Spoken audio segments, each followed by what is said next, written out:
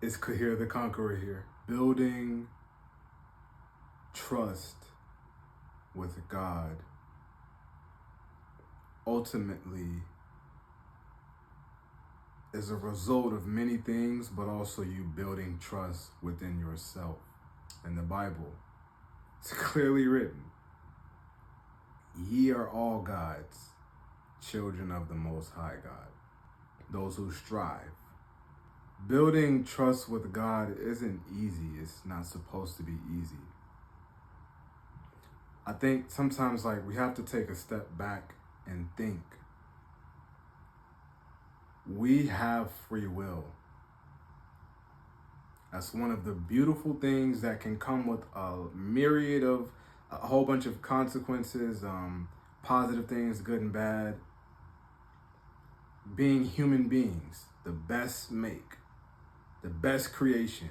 It's written in both books, Bible, Quran. Human beings have free will. What does that mean? It means we can do what we want. Do you want free will, or would you like to be in a dystopia? Which would you really prefer? And then also, as I mentioned a long time ago, you probably have to go deep back on my channel, but as we have been taught, God has active and permissive will. Where some things are permitted to happen, we have free will. So people are going to do what they want with that. Active will, his actions divinely, if that makes sense. To summarize, but you want the details, go watch that video. Building trust with God requires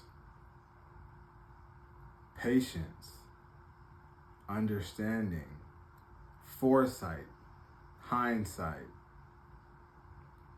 humility, surrender. You don't build the trust by waking up right after being born, $50 billion in your bank account, people feeding you grapes and you getting the finest breast milk imported, you know what I mean, and chauffeur your whole life, because we want that. We all think we deserve it, and rightfully so. But if everything was completed by the time you were 1, 2, 3, 4, 5 years old, 15 years old, there will be no point of living. There will be no point of life. If you could just snap of a finger, poof, you have every single thing you need or want. And this isn't about wanting things, but because we have, hopefully, a long journey of life, within that lifetime, situations arise, as I've clearly mentioned throughout my channel.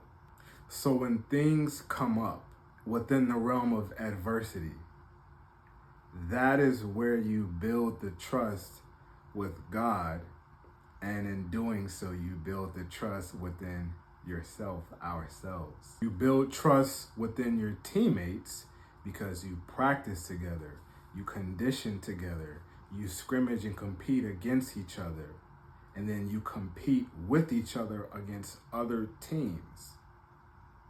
So you build trust by seeing he or she or they or them putting in work in the weight room and practice and film and training camps and stuff like that. So you know when they're in the corner and they're wide open calling for the ball, money, kick it out. You know what I mean? It's the same with yourself. You put in that same work. Sports was one example. In the classroom, you pay attention. Ask questions when you don't know. Challenge yourself.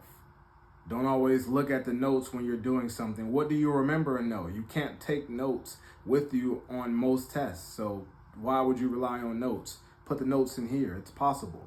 And you build trust within yourself. It's one and the same, building trust with God, building trust with yourself.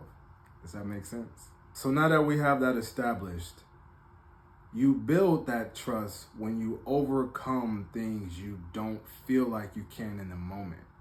When you feel things in your stomach, and you know many things can make you feel that knot. When we grieve, for whatever reasons we grieve. When we're scared, when we're anxious, when we're uncertain, when we're in fear, and you get through that, that is building that trust and in that relationship deepens. And then it comes to a point where, as it says in the Holy Quran, I can't remember exactly how it is depicted, but there is no grief. Me and everything I've been through, everything I've seen, witnessed, heard, have been exposed to. And if I'm here, like, I didn't get here just to get here. We didn't get this far just to get this far. Because the people who that is relevant to, they don't wake up tomorrow. That happens all over the world all the time because there's cycles of life. But if you didn't get this far just to get this far, you should have a deeper sense of trust, because in that process, unless you're 4 months old or something and you're a human and you see the cycle of life and all of that stuff that comes with it, your trust should build and deepen within yourself and whomever you call upon as your creator.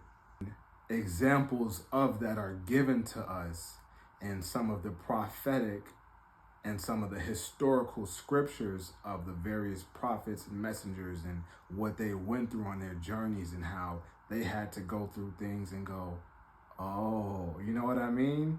And then lastly, I've talked about like the road to maturity in one video and just that process of seeing things from a more mature perspective once you get out the realm of a childlike mentality, and age doesn't matter with that. But I heard DMX in an interview. I think it was maybe the Breakfast Club or something. I don't know. It's a snippet I saw. And I already knew this, but I heard him say it. So in the moment when things happen, sometimes because of emotions, because of ego, because of how we're taken aback by things and we take them personal, you sometimes see things, if you so choose and kind of go through that process, which can take time, you see it from a higher perspective after a certain point. See, God says, my thoughts are from above and your thoughts are from below. Because as we've learned, there's a dichotomy or a duality of the essence of man. There's the horizontal plane, which is carnal ambitions. The flesh rules, as we've been taught. And then there's the horizontal plane, upright, with upright thoughts, actions, aspirations of a higher conscious. We're fleshly beings, but that can't rule. Otherwise, you get what you get. So when you try to see things that may have sucked in the moment, that stomach feeling, that drop in your soul, you see it from a higher perspective and kind of go, I learned from that. Or that made me stronger. That made me more capable.